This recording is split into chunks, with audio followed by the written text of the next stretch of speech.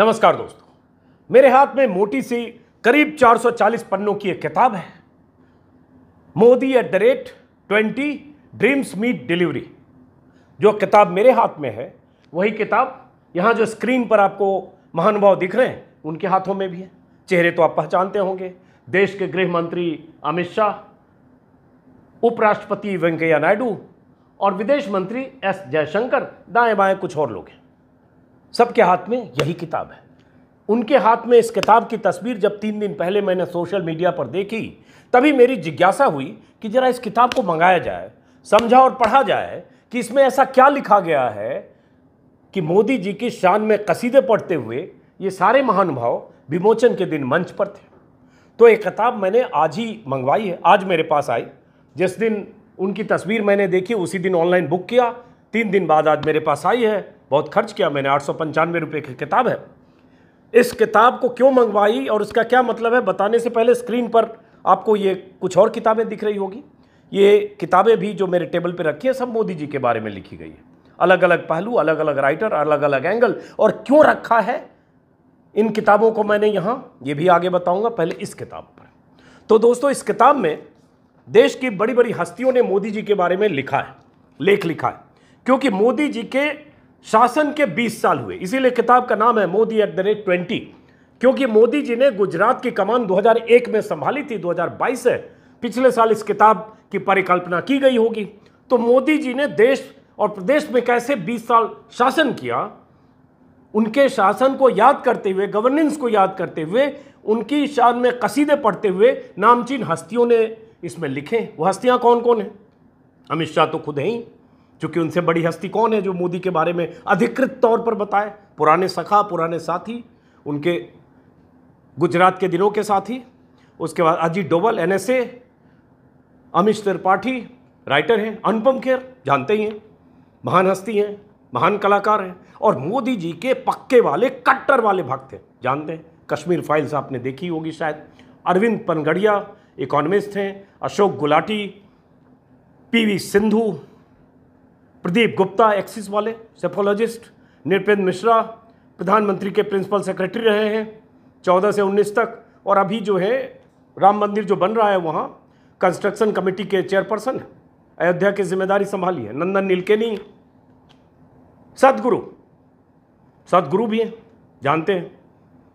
Shamika Ravi vice president of economic policy at the Observer Research Foundation रही हैं, लेकिन economist हैं, विदेश में पढ़ी लिखी हैं। सुरजीत भल्ला विदेशों में पढ़े लिखे हैं। एस जयशंकर ऑब्वियसली विदेश मंत्री, और उदय कोटक।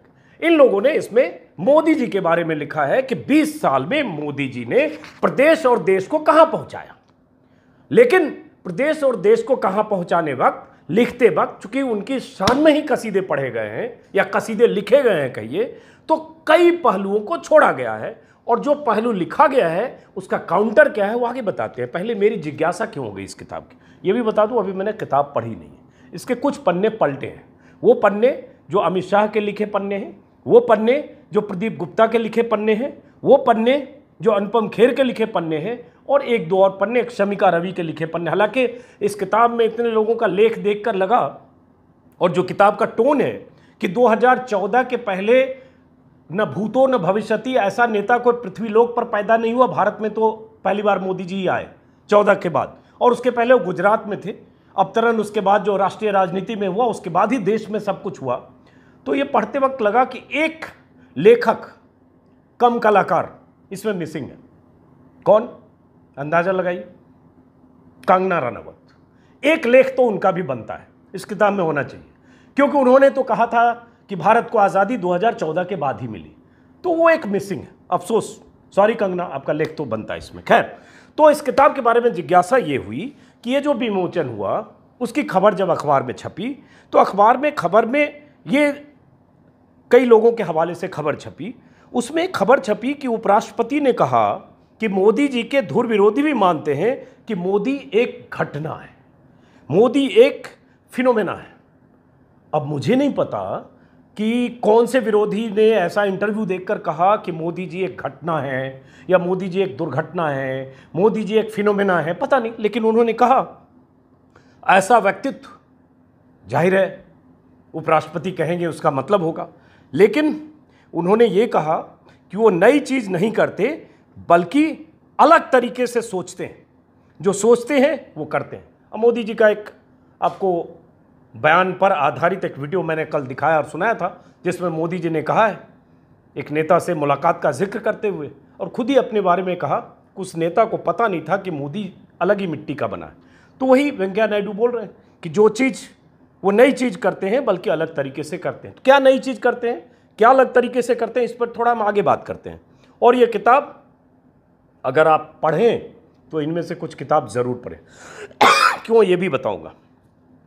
इसी किताब में अमित शाह का लेख है, लेकिन अमित शाह के लेख में क्या है उस पर आने से पहले अमित शाह का एक वीडियो भी आया, और इस किताब की खबर के साथ जो उन्होंने कहा वो भी छपा।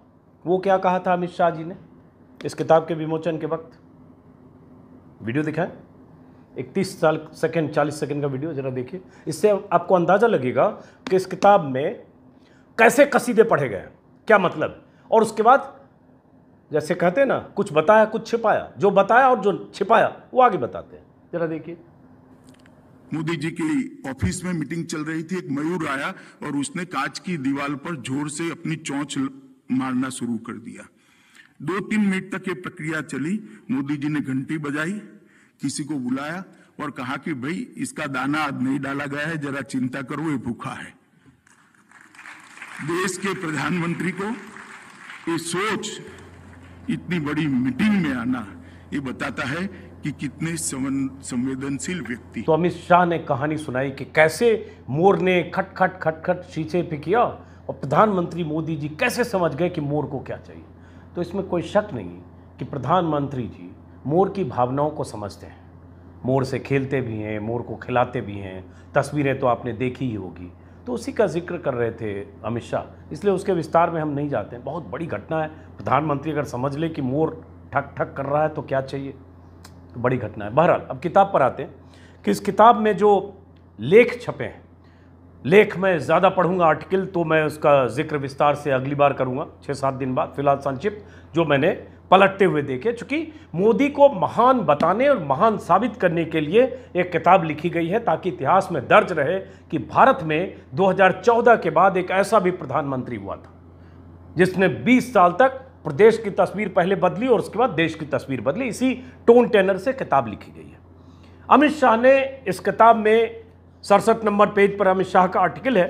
विस्तार से उन्होंने मोदी जी से पहली कब मुलाकात हुई थी, पहली बार जब मिले मोदी से, कैसे मोदी गुजरात में गुजरात स्टेट यूनिट में महासचिव के पद पर थे, पहली बार 87 में अमित शाह जी की मुलाकात हुई, फिर कैसे उन्होंने चुनाव में कैसे लड़ा जाए, कैसे जीता जाए, जो लोकल बॉडी इलेक्शन में मोदी जी ने काम किया, मोदी जी के साथ अमित शाह की यात्राएं, और उसके बाद मोदी जी ने कैसे बीजेपी को 300 पार पहुंचाया, उसका बखान किया गया। चलिए, इसमें कोई बहुत ऐसी बात नहीं, मान लेते हैं, किया तो है ही। वो पार्टी जो 200 से पार आंकड़ा जिस पार्टी का नहीं कर पाया, मोदी जी ने पहुंचाया, ये कुछ अमित शाह ने लिखा है। और उसमें एकदम वो भाव है कि मोदी के जैसा कोई नहीं है और 2014 के पहले ऐसा कोई प्रधानमंत्री नहीं था, और पब्लिक कनेक्ट मोदी जी का ऐसा कोई है नहीं। उस भाव से अमित शाह ने लिखा है। उसको पूरा पढ़ूंगा तो अगली बार बात करूंगा। लेकिन जैसे अब इसमें अनुपम खेर साहब का एक लेख है। अनुपम खेर साहब का जो लेख है वो, और डॉक्टर शमिका रवि ने जो लिखा है, उस लेख में जिक्र है कोविड काल का, कि कैसे कोविड में जब देश बहुत बदहाल स्थिति में था, लोगों की मौतें हो रही थी, तब कैसे हर मौके पर मोदी मौजूद थे और फ्रंट से लीड कर रहे थे। कैसे मोदी फ्रंट से लीड कर रहे थे कोविड के समय में, जब देश बुरी अवस्था में था, तब मोदी की भूमिका पर अनुपम खेर जी ने इसमें काफ़ी लिखा है, ज्ञान दिया है। लेकिन ये लिखते वक्त जब ऐसी चीज़ आप पढ़ेंगे तो आप शायद वो भूल जाएं, लेकिन इतिहास में दर्ज है कि जब देश में कोविड था तब मोदी जी कहाँ थे। क्या वो फ्रंट से लीड कर रहे थे, जैसा कि अनुपम खेर, शमिका रवि और लोगों ने लिखा होगा, पढ़ा नहीं मैंने। मोदी जी जहाँ थे, जरा देखिए, ये कवर स्टोरी है, देश की प्रतिष्ठित पत्रिका आउटलुक की कवर स्टोरी है। जब कोविड पिछले साल अप्रैल मई में था, गंगा में लाशें तैर रही थी, अस्पताल में जान जा रही थी, ऑक्सीजन की कमी थी, बेड्स की कमी थी, किल्लत थी, दाखिला मिल नहीं पा रहा था, लोग सिलेंडर के लिए भाग दौड़ कर रहे थे। मोदी जी कहाँ थे? कवर स्टोरी दिखाइए भाई, ये अंग्रेजी आउटलुक है, देखिए क्या लिखा है, पढ़िए। Name government of India, age 7 years, inform citizen of India. Outlook की कवर स्टोरी, जरा हिंदी भी दिखाइए, ये हिंदी आ गया। हिंदी कवर पे क्या लिखा हुआ है? लापता, ठीक है। भारत सरकार, उम्र 7 साल, भारत के लोग। ये उस वक्त मोदी जी की भूमिका थी जब पिछले साल अप्रैल मई में कोविड की तबाही देश देख रहा था। गायब थे, गुमनाम ठीक नहीं रहेगा, मौन थे, अंडरग्राउंड भी ठीक नहीं रहेगा, तो मतलब गायब थे मान लीजिए। उनका रिएक्शन नहीं आ रहा था, जैसे हर रोज ट्विटर पर कुछ लिखते हैं, देश को कुछ बताते रहते हैं, दिशा निर्देश देते हैं, जैसा ये सब लोग लिख रहे हैं, लगातार फ्रंट से लीड करते हैं। तो कहां से लीड कर रहे थे? लापता।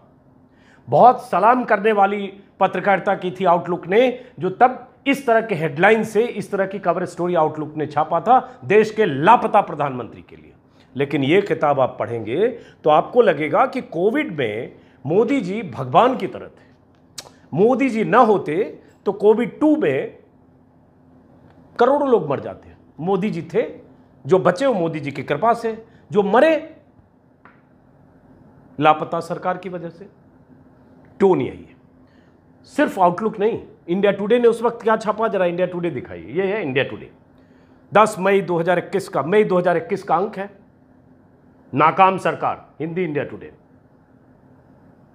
अंग्रेजी इंडिया टुडे, फेल्ड स्टेट। क्या लिखा हुआ है? What is to be done, who is to blame. क्या किया जाना चाहिए और किसे दोष देना चाहिए। किसे दोष देते? मोदी जी तो गायब थे। ऑक्सीजन की कमी, अस्पताल के बाहर बिलखते लोग, काशी में मोदी की कंस्टिट्यूंसी में मां अपने बच्चे को ले जाकर ऑटो से कैसे ले जा रही थी, कैसे किलस रही थी, कैसे तड़प रहे थे। और तो और बीजेपी के नेता, बीजेपी की विधायक की पत्नी अस्पताल में दाखिला है, उसको नहीं मिल पा रहा था, रोते कलपते विधायक, बीजेपी के कई यूपी के विधायक, मंत्री, सांसद चिट्ठियां लिख रहे थे, तबाही थी। मोदी जी गायब थे। किताब के मुताबिक फ्रंट से लीड कर रहे थे। और यही सब साबित करने के लिए कि मोदी जैसा कोई हुआ नहीं, आजाद भारत में मोदी की भूमिका क्या है, इसीलिए लिखा गया है। और अमित शाह ने भी अपने लेख में यही बताया है कि नेशनल लीडर मोदी के पहले मीडिया बनाता था, लेकिन कैसे मोदी बने और कैसे नेशनल लीडर की क्या परिभाषा है, मीडिया कैसे मोदी के प्रति, मीडिया का रवैया 2014 के पहले इग्नोरेंस का था और कैसे मोदी ने साबित किया, अमित शाह ने भी लिखा है।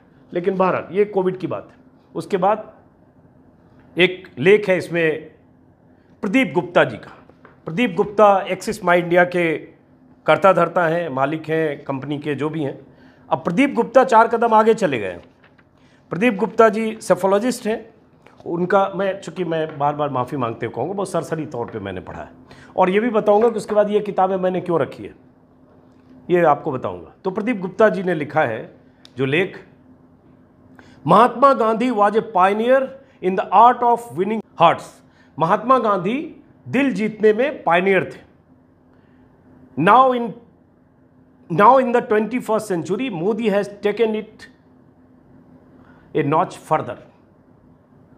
तो मोदी, महात्मा गांधी ने जो दिल जीतने की जो महात्मा गांधी की ताकत थी, फितरत थी, प्रवृत्ति थी, स्ट्रेंथ था, मोदी उसी को आगे बढ़ा रहे हैं। तो ये भाई साहब महात्मा गांधी के बरक्स मोदी को इन्होंने खड़ा कर दिया अपना लेख देकर। और उसके बाद इन्होंने आगे सब कुछ कैसे लिखा है कि मोदी जी ने कैसे सब चीज़ को ट्रांसफॉर्म कर दिया है, हर तरह के स्कीम और सरकार की योजनाएं और सबकी जम के इन्होंने तारीफ की है। और साथ में ये कि मोदी जी ने कभी भी पर्सनल अटैक वाली पॉलिटिक्स नहीं की है, सिर्फ पॉलिसी को प्रचार करने वाली पॉलिटिक्स की है। मोदी जी पर्सनल अटैक नहीं करते हैं। अगर मोदी जी की पॉलिटिक्स को 8 साल में कोई देखेगा और उसके पहले भी, तो पता चलेगा कि चुनाव के दौरान किस तरह के पर्सनल अटैक करते हैं। और तब एक मुख्यमंत्री, महिला मुख्यमंत्री के बारे में जाकर उसी के सूबे में दीदी, ओ दीदी, ये कोई प्रधानमंत्री करता है, ये मोदी जी करते हैं। हम उस पास्ट में नहीं जा रहे हैं जो बीते 10-12 सालों में प्रधानमंत्री मोदी के ऐसे दर्जनों बयान हैं सामने वाले विपक्ष के नेताओं पर। लेकिन चलिए, शान में कसीदे यहाँ भी हैं। उसके बाद इस किताब में जितने लेखक हैं, हर लेखक की कोशिश यही है कि मोदी जी को ऐसा महान नेता साबित किया जाए जो देश को हर क्षेत्र में दिशा देने की कोशिश कर रहा है। लेकिन किसी लेखक ने इस किताब में कम से कम 5 ऐसे हैं जो दुनिया के नामचीन इकोनॉमिस्ट हैं, भारत के हैं, मतलब दुनिया के, मतलब विदेशों में पढ़े हैं, प्रोफेसर हैं, 40 साल 30 साल से इकोनॉमी को समझने में पारंगत हासिल है। और ऐसे इकोनॉमिस्ट में अरविंद पनगड़िया हों, अशोक गुलाटी हों, सुरजीत भल्ला हों, बहुत सारे लोग, 4-5 लोग ऐसे हैं। सब ने जो लिखा है, किसी ने ये नहीं लिखा है कि भारत में, लिख भी सकते कैसे जब मोदी जी की शान में कसीदे पढ़ने के लिए किताब है, भारत में कैसे रोजगार की क्या स्थिति है, भारत में महंगाई की क्या स्थिति है, भारत में गैस से लेकर और पेट्रोल डीजल की कीमतें बढ़ी, उसके लिए सरकार की कोई जिम्मेदारी होनी चाहिए कि नहीं होनी चाहिए, रोजगार को लेकर जो मोदी जी ने वादे किए वो वादों में कहां तक खरे उतरे, काला धन की वापसी के लिए मुख्यमंत्री मोदी ने चुनाव के पहले जो बातें की, हुआ कि नहीं, जो वादे मोदी जी ने किए और जो उन्होंने लॉलीपॉप 12, 13, 14 में दिखाया, उनमें से कितने लॉलीपॉप जनता को मिला इस किताब से नहीं पता चलेगा। वो चैप्टर पूरा गायब है। देश में जो एक माहौल बना हुआ है डिवाइड करने और राज करने की, होता है ना, डिवाइड एंड रूल, अंग्रेजों के समय का, फूट डालो राज करो, ऐसा लगेगा जैसे मोदी जी सर्वधर्म समभाव में कैसे यकीन करते हैं और कैसे पूरे देश की आबादी को साथ ले जाने की कोशिश करते हैं। हर जगह यही लिखा हुआ है, हर लेख में मोटे तौर पर यही साबित करने की कोशिश हो रही है। लेकिन देश में जो हो रहा है आप देख रहे हैं। अचानक 2024 के चुनाव के 2 साल पहले शुरू हो गया है देश में मंदिर, मस्जिद, कुतुब मीनार और तमाशा, हिंदू मुसलमान। और उसके बाद इस किताब की हकीकत जब पढ़ेंगे तो एक इसका काउंटर ये भी है। दिखाओ भाई वो द टाइम की कवर स्टोरी, देखिए गौर से क्या है। और ये टाइम की कवर स्टोरी जब आई थी, मोदी समर्थक बहुत नाराज भी हुए थे, बहुत मुखालफत भी हुई, किताब के खिलाफ एक, मतलब मैगजीन के खिलाफ एक दुष्प्रचार भी हुआ या मैगजीन को डिस्क्रेडिट करने की कोशिश की गई। लेकिन एक हकीकत ये भी है, divider in chief, India's divider in chief. और यही वो मोदी हैं, कितने सर्वधर्म समभाव में यकीन करते हैं। ये नारा कि सबका साथ सबका विश्वास, उस नारे की हकीकत क्या है 2014 के बाद कोई भी मीडिया संस्थान बताने की, डायरेक्ट कहने की हिम्मत नहीं करता। लेकिन 2014 के पहले वही मीडिया संस्थान क्या कवर स्टोरी छापते थे, उसकी भी कुछ मिसाल है। इंडिया टुडे स्क्रीन पर देखिए, 2002 का है, मास्टर डिवाइडर मोदी जी हैं, hero of hatred Modi ji हैं। इंडिया टुडे, ये वही मोदी जी हैं 2014 के पहले जिनके बारे में ऐसी छपती थी। और यही मोदी जी 2014 के चुनाव के पहले न्यूज़ ट्रेडर कहते थे उन तमाम मीडिया वालों को जो ऐसी उनके बारे में ऐसी स्टोरी या ऐसी कहानियां छापते थे। लेकिन 2014 के बाद स्थितियां देश में ऐसी बदली कि मीडिया का बड़ा तबका, 80-90% तबका मोदी जी के सामने दंडवत है, लेट रहा है, लौट रहा है। तब वो न्यूज़ ट्रेडर था, आज मोदी के शान में दिन रात कसीदे पढ़ रहा है। और उन्हीं कसीदों की किताब है 450 पन्नों की, जो लिखी गई है, संजोई गई है, ताकि आप जब पढ़ें तो आपको लगे कि मोदी कितने महान हैं। किताब छापा है ब्लू क्राफ्ट डिजिटल फाउंडेशन ने। मेरी दिलचस्पी ये भी हुई कि ये क्या है। आमतौर पर जब इस तरह के लेखों का संग्रह छपता है तो किसी एडिटर का नाम होता है, लेकिन edited and compiled by blue craft digital foundation ही लिखा है। तो ये ब्लू क्राफ्ट डिजिटल फाउंडेशन क्या है, गूगल पे कुछ देखा मैंने, फिर ट्विटर हैंडल पे देखा तो पता चला कि ये मोदी जी पे ही काम करता है, ये प्रकाशक पब्लिशर जो भी है फाउंडेशन, और मोदी जी पे ही किताबें निकालता रहता है। और हर किताब का मकसद यही है, ये बताना कि मोदी कितने महान हैं। तो बहरहाल इस किताब का कुछ हिस्सा अगले कुछ दिन में मैं पढ़ूंगा। लेकिन हाँ, वो कोविड की बात चूँकि हो रही थी, एक चीज़ भूल गया बताना। जब कोविड की बात हो रही थी, चूंकि कोविड का जिक्र इसमें बहुत जगह है कि कोविड के दौरान कोविड मैनेजमेंट की, 2 हेडलाइन तो भूल ही गया मैं, गलत बात है। भास्कर, दैनिक भास्कर में ये राजधानी का सच है जहां सरकार बैठती है। ये दैनिक भास्कर में उसी समय छपा था जिस समय मोदी जी लापता थे, जो आउटलुक में आपने देखा। दैनिक भास्कर में ये सरकार के मौतों के आंकड़े झूठे हैं, ये जलती चिताएं बोल रही है। यह खबर है 16 अप्रैल 2021 की। तो अप्रैल और मई यही स्थिति थी दिल्ली सरकार की, केंद्र सरकार की, यही स्थिति थी मोदी सरकार की। जिसने हिम्मत की उसने थोड़ा छापा, लेकिन 90% से ज़्यादा मीडिया संस्थान ऐसा जोखिम और ऐसी हिम्मत नहीं दिखा पाए, तो नहीं छपा। तो ये छपी यह किताब। अब इस किताब को पढ़ते हैं, फिर समझते हैं। इस किताब में नोटबंदी का जिक्र शायद नहीं दिखा पलटते हुए। नोटबंदी बड़ा फैसला मोदी जी का, चर्चित बयान गोवा में उन्होंने दिया था, 50 दिन देश मुझे दे दे, और 50 दिन में अगर स्थितियां नहीं बदली तो किसी भी चौराहे पर ... मोदी जी ने कहा था। नोटबंदी का उसके बाद क्या जिक्र है, और इतने चुनाव हो गए, क्या फ़ायदा हुआ नोटबंदी का किसी ने बताया नहीं, मोदी जी ने भी नहीं बताया। लेकिन ये भाषण याद करते हैं आप, एक बार सुनिए क्या कहा था 50 दिन बाद, क्या करने वाले हैं। उसी वक्त का है, नोटबंदी के समय का, नवंबर 2016 मांगे हैं 50 दिन। 30 दिसंबर तक मुझे मौका दीजिए मेरे भाइयों बहनों। अगर 30 दिसंबर के बाद कोई मेरी कमी रह जाए, कोई मेरी गलती निकल जाए, कोई मेरा गलत इरादा निकल जाए, आप जिस चौराहे में मुझे खड़ा करेंगे, मैं खड़ा होकर के। तो ये मोदी जी ही थे जिन्होंने देश में नोटबंदी जो लेकर आए, और लगा नोटबंदी के बाद पता नहीं देश की इकोनॉमी का क्या होगा, हर आदमी को कितना पैसा मिल जाएगा और कितना देश की अर्थव्यवस्था सुधर जाएगी, आतंकवाद खत्म हो जाएगा, सब कुछ हो जाएगा। क्या हुआ आपको पता है। तो ये उस वक्त की बात है। और जहाँ तक मीडिया की बात है, चूंकि मोदी 2014 के पहले मीडिया के निशाने पर भी रहे, इसमें कोई शक नहीं, लेकिन मीडिया को टारगेट भी करते रहे न्यूज़ ट्रेडर कहकर। लेकिन अब चूंकि सारा मीडिया उनके साथ है, नतमस्तक है।